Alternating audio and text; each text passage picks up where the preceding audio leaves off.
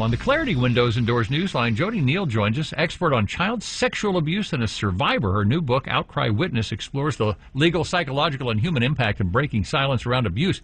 You know, we always see this type of story, JoDee, whenever there's a big event that comes to town. We hear that sex traffickers, we hear that sex workers, they'll just be piling into town because everybody's going to be taking advantage of those circumstances. Do we really have a big, is the DFW area a big place for sex trafficking?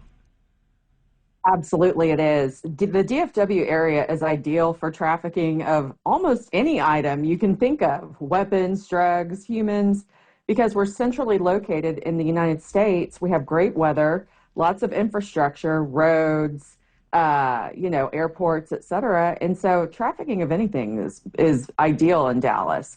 But for sure, trafficking of humans is more likely to happen here, but also individuals coming into Dallas and then basically trafficking the people who already live here. And how does it work? I mean, because we had a story a few years ago where I believe she was 14, a 14-year-old Dallas girl was trafficked right out of the AAC at a Mavs. She was at a Mavs game with her dad, went to the restroom.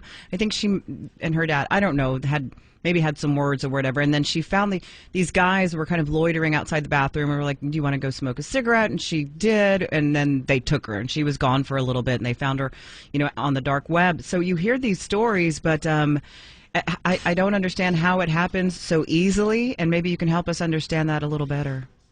Yeah, of course. I remember that case. It's a perfect example of what we're confronting right now in the United States. So you're right. All they need is a moment. And if their target doesn't have a phone, or if they're able to secure the phone, make sure they don't have any sort of Apple Watch on, they're pretty much in the clear. It is really easy to take somebody. We don't really understand, but it is. Look at traveling for the summer with your kids. Your kids don't have IDs unless they're lucky enough to have a passport. You can just go to the airport and say, hey, these are my kids. And really, there's no way to prove they are or are not, because kids don't have government-issued IDs. I think we saw a lot of that at the border over the last 4 years. Yeah, for sure. And, I was talking to a trafficking survivor just the other day, and she was approached by her trafficker on Facebook. He had a very respectable job. She was 17, wearing a Catholic school uniform, getting on a private flight. Hello, red flag. And she said that on Super Bowl weekend, he made $320,000 off of her. JoDee Neil is with us, an expert on child sexual abuse and a survivor herself. The new book is Outcry Witness. JoDee, let me ask you, when we talk about sex trafficking, I don't know that people really understand what it is. Can you explain it a little bit?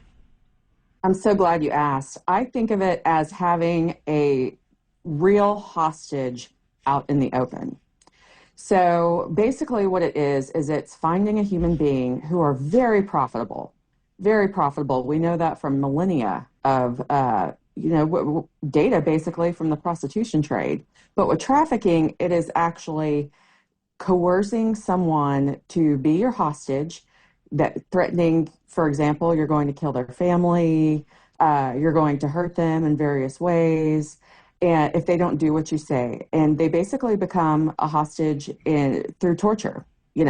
Anything you've seen on Homeland to torture people is not too far off from what we're looking at for trafficking victims.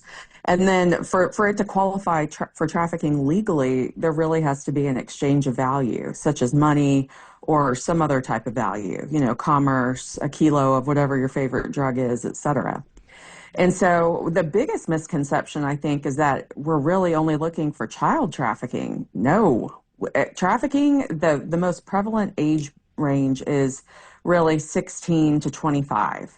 And that's where it's hard to watch, because these children, they're not children anymore under the law. They're past the quote-unquote age of consent, but their brains are not fully developed, and they are being basically tortured into a state of submission, which renders them hostages.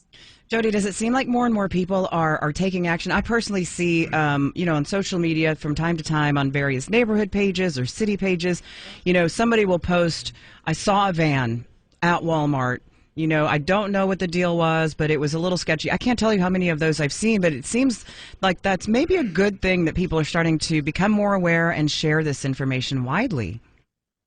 Absolutely. In any criminal case, and frankly, any civil case I've ever been a part of, the most powerful witnesses were the civilian witnesses who just took a minute of their day to call it in and say, hey, there's a U-Haul at Walmart. I saw a bunch of people climbing out. You need to know the license plate's this. You know, it has that U-Haul location. It says it's from Utah. And I'm worried that this is a human trafficking operation. And civilians have honestly the most important role to play here, because the trafficking victims, the hostages, are afraid of police. And so they're not just running out hoping to talk to the police. Most of them have been conditioned to avoid police. And so a civilian is the best chance of actually exfiltrating a hostage from this criminal network. JoDee Neil, the book is called Outcry Witness. JoDee, thank you so much for coming on. We sure do appreciate the stories today. Oh, thank you, JoDee. Thank you.